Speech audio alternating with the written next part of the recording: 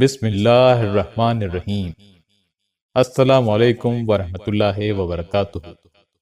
تمام احباب سے گزارش ہے کہ ہمارا چینل سبسکرائب کیجیے اور بیل آئیکن پر کلک کیجیے تاکہ ہماری نئی آنے والی تمام ویڈیوز سب سے پہلے آپ تک پہنچ سکیں۔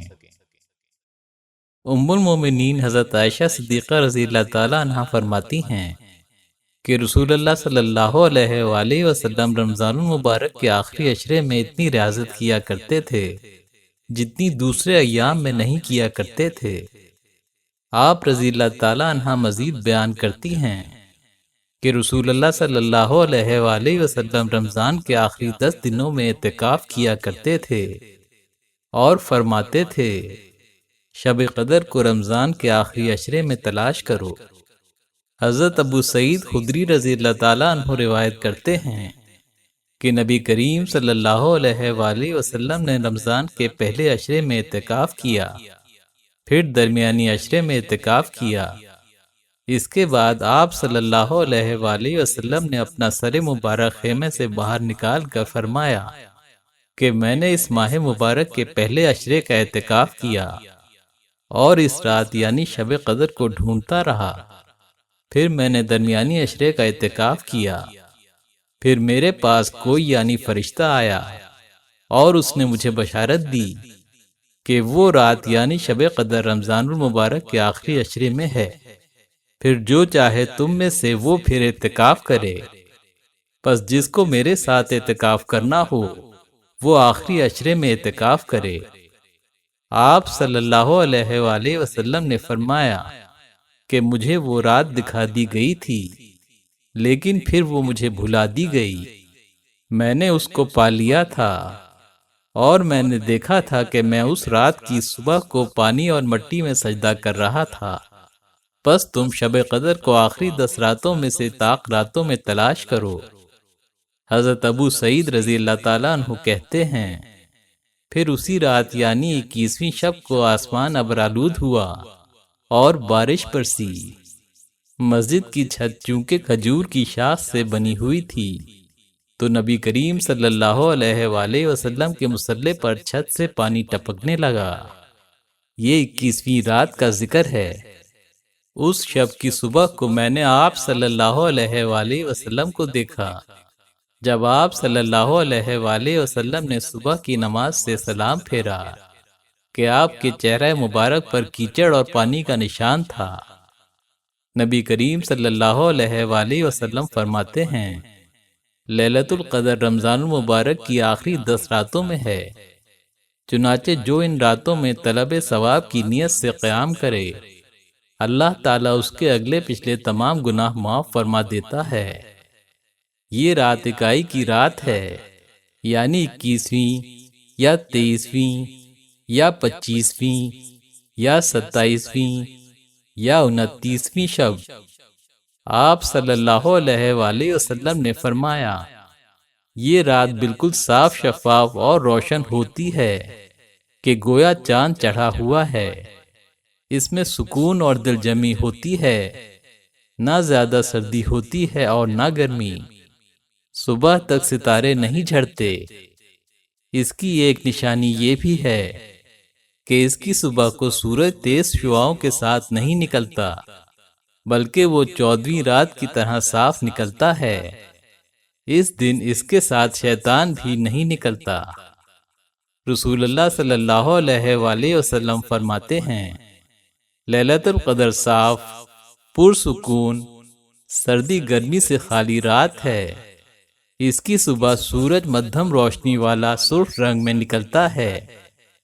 حضرت جابر رضی اللہ تعالیٰ عنہ روایت کرتے ہیں کہ رسول اللہ صلی اللہ علیہ وآلہ وسلم نے ایک مرتبہ فرمایا مجھے لیلۃ القدر دکھلائی گئی پھر بھلا دی گئی۔ یہ آخری 10 راتوں میں ہے۔ یہ صاف شفاف سکون و وقار والی رات ہے، نہ زیادہ سردی ہوتی ہے نہ زیادہ گرمی۔ اس قدر روشن ہوتی ہے کہ یہ معلوم ہوتا ہے گویا چاند چڑھا ہوا ہے۔ سورج کے ساتھ شیطان نہیں نکلتا یہاں تک کہ دھوپ چڑھ جائے۔ حضرت عبادہ بن صامت رضی اللہ تعالیٰ عنہ کی روایت ہے کہ نبی کریم صلی اللہ علیہ وآلہ وسلم اپنے حجرے سے نکلے۔ آپ لوگوں کو شب قدر کے متعلق بتانا چاہتے تھے کہ وہ کون سی رات ہے۔ اتنے میں دو مسلمان آپس میں لڑ پڑے۔ آپ صلی اللہ علیہ وآلہ وسلم نے فرمایا، میں تو تم کو شب قدر کی خبر دینے کے لیے باہر نکلا تھا، مگر فلاں فلاں آدمی لڑ پڑے تو وہ میرے دل سے اٹھا لی گئی، اور شاید اسی میں تمہاری بہتری ہو۔ تو اب ایسا کرو کہ شب قدر کو رمضان کی 27ویں، 29ویں و 25ویں رات میں تلاش کرو۔ حضرت مرشد رضی اللہ تعالیٰ عنہ فرماتے ہیں، میں نے حضرت ابو ذر رضی اللہ تعالیٰ عنہ سے پوچھا کہ آپ نے شب قدر کے بارے میں نبی کریم صلی اللہ علیہ وآلہ وسلم سے کیا دریافت کیا؟ حضرت ابو ذر نے فرمایا، سنو، میں حضور صلی اللہ علیہ وآلہ وسلم سے اکثر باتیں دریافت کیا کرتا تھا۔ ایک مرتبہ میں نے پوچھا، یا رسول اللہ صلی اللہ علیہ وآلہ وسلم، یہ تو بتائیے کہ شب قدر رمضان میں ہی ہے یا دوسرے مہینوں میں؟ آپ صلی اللہ علیہ وآلہ وسلم نے فرمایا، رمضان میں۔ میں نے پوچھا، یا رسول اللہ صلی اللہ علیہ وآلہ وسلم، یہ انبیاء کے ساتھ ہی ہے کہ جب تک وہ زندہ ہیں یہ بھی ہے، اور جب انبیاء کی ارواح قبض کر لی جاتی ہیں تو یہ بھی اٹھ جاتی ہے، یا یہ قیامت تک باقی رہے گی؟ حضور صلی اللہ علیہ وآلہ وسلم نے جواب دیا کہ نہیں، وہ قیامت تک باقی رہے گی۔ میں نے پوچھا، یا رسول اللہ صلی اللہ علیہ وآلہ وسلم، یہ شب رمضان کے کس حصے میں ہے؟ آپ صلی اللہ علیہ وآلہ وسلم نے فرمایا، اسے رمضان کے پہلے اور آخری عشرے میں تلاش کرو۔ پھر میں خاموش ہو گیا۔ آپ صلی اللہ علیہ وآلہ وسلم بھی اور باتوں میں مشغول ہو گئے۔ میں نے پھر موقع پا کر سوال پوچھا کہ یا رسول اللہ صلی اللہ علیہ وآلہ وسلم، ان دونوں عشروں میں سے کس عشرے میں اس رات کو تلاش کروں؟ آپ صلی اللہ علیہ وآلہ وسلم نے فرمایا، آخری عشرے میں، اور اب کچھ نہ پوچھنا۔ میں پھر خاموش ہو گیا، لیکن پھر موقع پا کر میں نے سوال کیا کہ حضور صلی اللہ علیہ وآلہ وسلم، آپ کو قسم ہے، میرا بھی آپ پر کچھ حق ہے، یہ بتا دیجئے کہ وہ کون سی رات ہے؟ آپ سخت غصے ہوئے۔ میں نے تو کبھی آپ صلی اللہ علیہ وآلہ وسلم کو اپنے اوپر اتنا غصہ ہوتے ہوئے دیکھا ہی نہیں تھا۔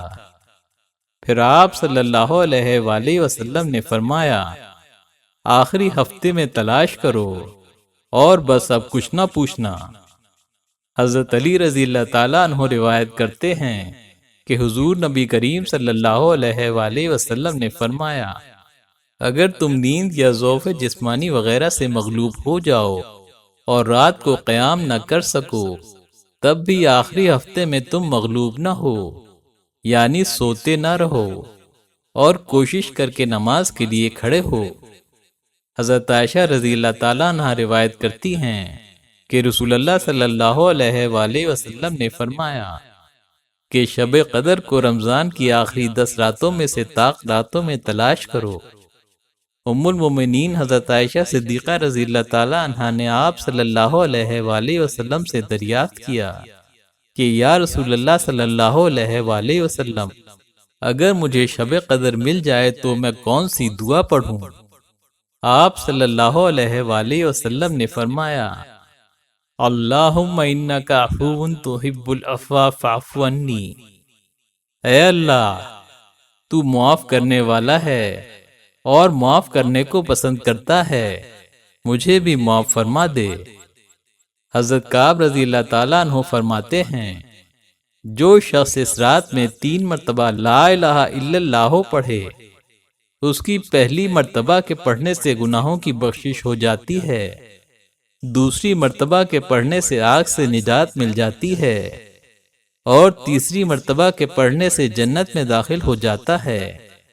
راوی نے پوچھا کہ اے ابو اسحاق، کیا جو اس کلمے کو سچائی سے پڑھے اس کے گناہ بخش دیے جاتے ہیں؟ فرمایا یہ تو نکلے گا ہی اس کے منہ سے جو سچائی سے اس کا کہنے والا ہوگا۔ اس ذات کی قسم جس کے قبضے میں میری جان ہے کہ لیلۃ القدر کافر اور منافق پر اتنی بھاری پڑتی ہے کہ گویا اس کی پیٹھ پر پہاڑ آ پڑا ہو۔ حضرت ابن عباس سے مروی ہے کہ نبی کریم صلی اللہ علیہ وآلہ وسلم نے فرمایا، جب شب قدر آتی ہے تو وہ فرشتے نازل ہوتے ہیں جو سدرۃ المنتہا کے مکی ہیں، ان کے ساتھ جبرائیل امین ہوتے ہیں اور ان کے ہاتھ میں نور کے جھنڈے ہوتے ہیں۔ جب وہ زمین پر اترتے ہیں تو جبرائیل اور باقی فرشتے 4 جگہوں پر اپنے جھنڈے گاڑ دیتے ہیں، ایک کعبۃ اللہ پر، دوسرا روضہ رسول پر، تیسرا بیت المقدس کی مسجد پر اور چوتھا طور سینا کی مسجد پر۔ پھر جبرائیل تمام فرشتوں سے کہتے ہیں کہ زمین پر پھیل جاؤ، اور فرشتے تمام زمین پر پھیل جاتے ہیں۔ وہاں پہنچ کر فرشتے تسبیح و تقدیس کرتے ہیں اور کلمہ پڑھتے ہیں۔ وہ کسی مومن مرد اور عورت کو نہیں چھوڑتے مگر وہ اسے سلام کرتے ہیں، سوائے اس کے جو ہمیشہ شراب نوشی کرتا ہے اور حرام کھاتا ہے۔ خود جبرائیل امین رضی اللہ تعالیٰ عنہ ہر مومن سے مصافحہ کرتے ہیں، اور اس کی علامت یہ ہے کہ اس وقت خشیت الہی سے ہر مومن کے رونگٹے کھڑے ہو جاتے ہیں اور اس کا دل بہت نرم ہو جاتا ہے اور اس کی آنکھوں سے آنسو بہنے لگتے ہیں، اور یہ اس بات کی علامت ہے کہ اس وقت جبرائیل امین اس سے مصافحہ کر رہے ہیں۔ حضرت انس رضی اللہ تعالیٰ عنہ کی روایت ہے کہ رسول اللہ صلی اللہ علیہ وآلہ وسلم نے فرمایا، جب شب قدر ہوتی ہے تو جبرائیل امین ملائکہ کی ایک فوج کے ساتھ اترتے ہیں۔ اس وقت جو شخص کھڑا ہوا یا بیٹھ کر اللہ کو یاد کر رہا ہو اس کے لیے دعائے رحمت کرتے ہیں۔ ایک حدیث میں آتا ہے کہ اس رات میں اترنے والے فرشتوں کی تعداد صحراؤں اور دریاؤں میں پڑی ہوئی ریت کے ذرات سے بھی زیادہ ہوتی ہے، مگر وہ دعا اور استغفار صرف انہی لوگوں کے لیے کرتے ہیں جو اس رات عبادت میں مصروف رہ کر اپنے اللہ کو راضی کرتے ہیں۔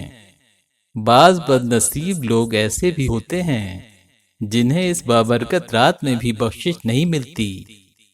حدیث شریف میں آتا ہے، جو شخص مسلسل شراب نوشی کرتا ہو، ماں باپ کا نافرمان ہو، شرک کرنے والا ہو، لوگوں سے قطع تعلقی کرتا ہو یا کینہ پرور ہو، تو ایسا شخص اس رات کی فیوز و برکات سے محروم رہتا ہے۔ حضرت کعب رضی اللہ تعالیٰ عنہ سے روایت ہے کہ سدرۃ المنتہا جو 7ویں آسمان کی حد پر جنت سے متصل ہے، اس کی بلندی جنت میں ہے، اس کی شاخیں اور ڈالیں کرسی تلے ہیں، اس میں اس قدر فرشتے ہیں جن کی گنتی اللہ تعالیٰ کے سوا اور کوئی نہیں جانتا، اس کی ہر ایک شاخ پر بے شمار فرشتے ہیں، ایک بال برابر بھی جگہ ایسی نہیں جو فرشتوں سے خالی ہو۔ اس درخت کے وسط میں حضرت جبرائیل کا مقام ہے۔ اللہ تعالیٰ ہر لیلۃ القدر میں حضرت جبرائیل کو ندا دیتا ہے کہ اے جبرائیل، لیلۃ القدر میں اس درخت کے تمام فرشتوں کو لے کر زمین پر جاؤ۔ یہ تمام فرشتے شفقت و رحمت والے ہیں جن کے دلوں میں ہر مومن کے لیے رحمت و شفقت کے جذبات موجزن ہیں۔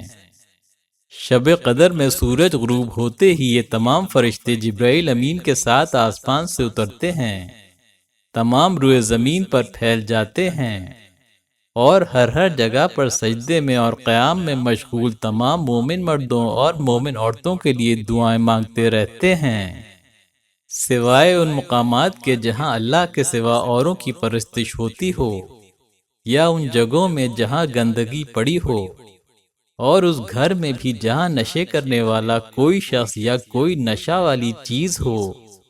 باقی چپے چپے پر گھوم جاتے ہیں اور ساری رات مومن مردوں اور مومن عورتوں کے لیے دعائیں مانگنے میں گزارتے ہیں اور لوگوں کی دعاؤں پر آمین کہتے ہیں، اور ہر اس بندے پر درود و سلام پیش کرتے ہیں جو کھڑے ہوئے یا بیٹھے ہوئے اللہ تبارک و تعالیٰ کا ذکر کر رہا ہو۔ غرض فجر ہونے تک یہ سلسلہ جاری رہتا ہے۔ پھر سب سے پہلے حضرت جبرائیل چڑھتے ہیں اور اوپر چڑھ کر اپنے پروں کو پھیلا دیتے ہیں، بالخصوص ان 2 سبز پروں کو جنہیں اس رات کے سوا وہ کبھی نہیں پھیلاتے۔ یہی وجہ ہے کہ سورج کی روشنی ماند پڑ جاتی ہے اور اس کی شعاعیں جاتی رہتی ہیں۔ پھر ایک ایک فرشتے کو پکارتے ہیں اور سب کے سب اوپر چڑھ جاتے ہیں۔ پس فرشتوں کا نور اور حضرت جبرائیل کے پروں کا نور مل کر سورج کی روشنی کو ماند کر دیتا ہے۔ اس دن سورج بھی حیران رہ جاتا ہے۔ امید ہے ویڈیو آپ کو پسند آئی ہوگی۔ پسند آنے کی صورت میں لائک اور شیئر ضرور کیجیے۔ ہماری نئی آنے والی تمام ویڈیوز سب سے پہلے دیکھنے کے لیے ہمارا چینل سبسکرائب کیجیے اور بیل آئیکن پر کلک کیجیے تاکہ ہماری نئی آنے والی تمام ویڈیوز سب سے پہلے آپ تک پہنچ سکیں۔ اللہ حافظ۔